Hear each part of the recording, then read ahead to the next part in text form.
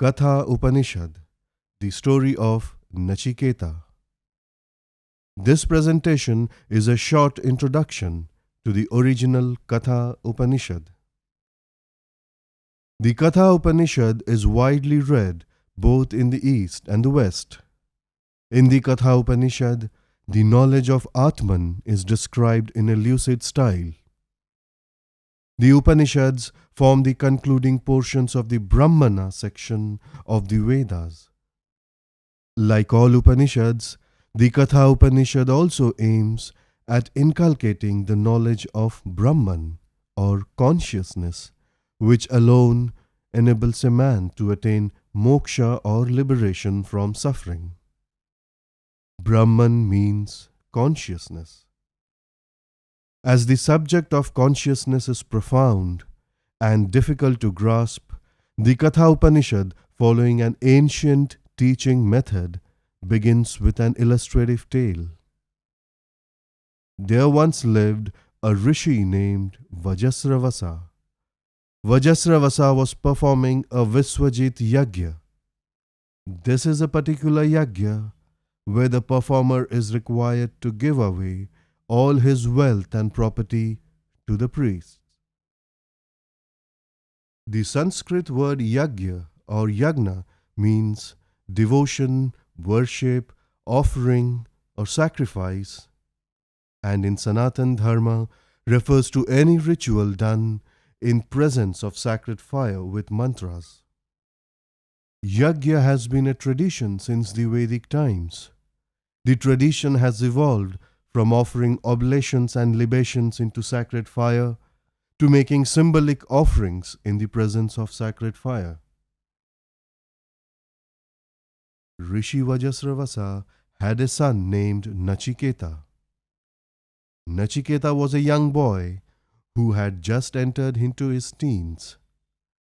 Right from his childhood, Nachiketa had a flair for spiritual thinking. Nachiketa was aware that his father was performing the Viswajit Yagya. On the day when Vajasravasa was performing the Yagya, young Nachiketa observed everything that his father did. Nachiketa was aware that his father would be required to give away all his possessions to the priests for the purpose of the Yagya. His keen observation of the activities on the day of the Yagya brought some unexpected thoughts in his mind. He thought his father was not faithful enough towards the Yagya. His father was not sincere when it came to giving away all his personal wealth to the priests. And it became clear when his father was distributing the cows to the priests. His father gave away old, decrepit, and useless cows that would do no good to anyone. Nachiketa could not believe what he saw. Young Nachiketa was driven by Shraddha. Shraddha is a Sanskrit word which means devotion, reverence, faith, and trust. Shraddha is an affirmative attitude of the mind as opposed to a skeptical and negative one. A Shraddhalu is a person who possesses the quality of Shraddha.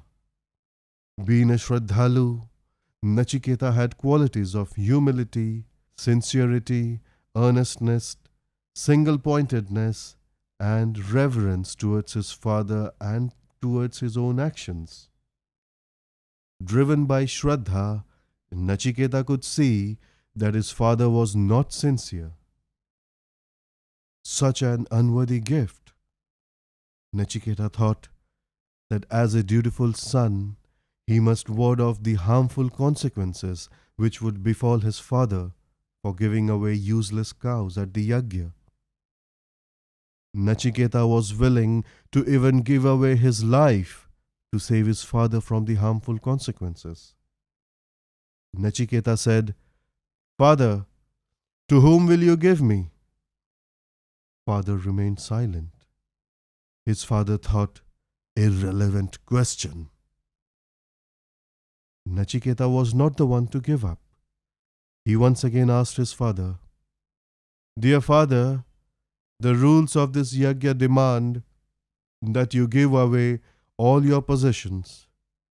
Your son is also one of your possessions. Who are you giving me to? Nachiketa's father was angry. He didn't say a word. And once again Nachiketa said, To whom will you give me to?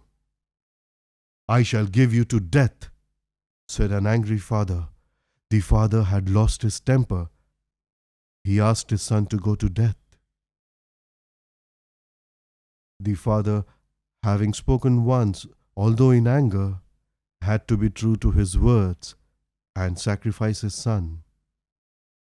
Nachiketa realized his father's plight, but he did not want him to go back on his words. His father lamented on his angry outburst, but his son was firm.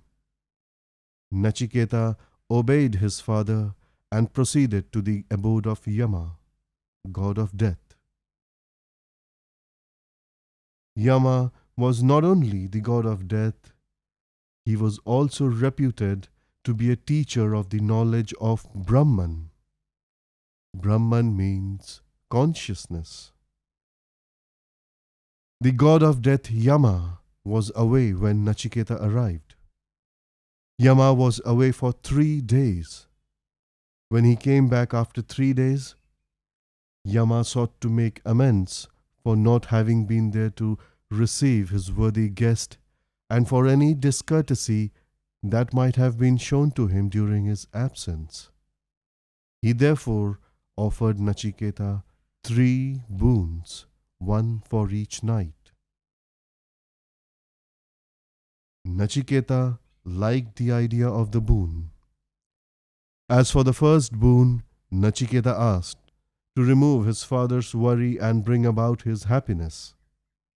Nachiketa said, O Yama, may my father be calm, cheerful, and free from anger when I shall be sent home by you. This I choose as the first of my 3 boons.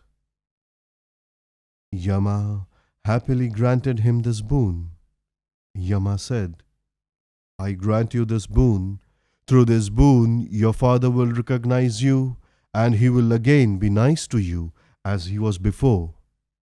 After seeing you free from the jaws of death, he will be at peace and bear no anger against you.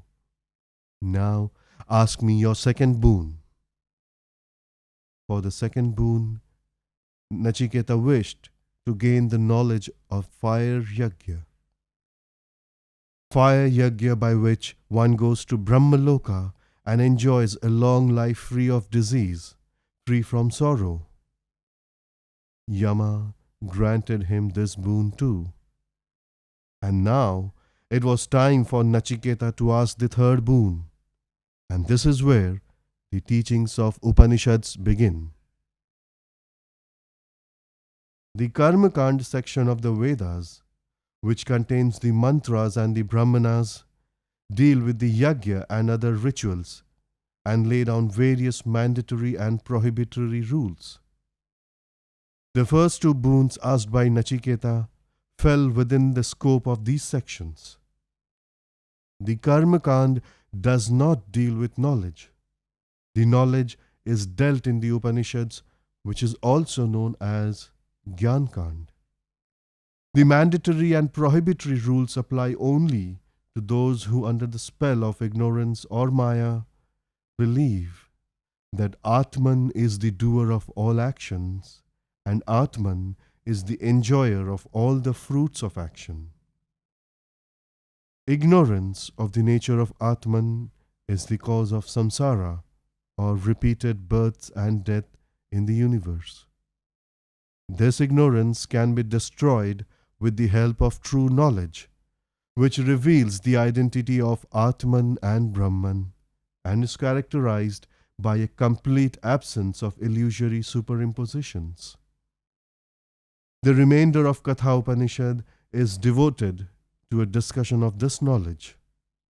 Even the intense happiness of Brahmaloka, which was attained through the second boon, is not same as the true happiness or true immortality that one can achieve by knowing Brahman. Atma knowledge or self knowledge is sought by Nachiketa in the third boon. Thus, the story now leads into the discussion of Atman.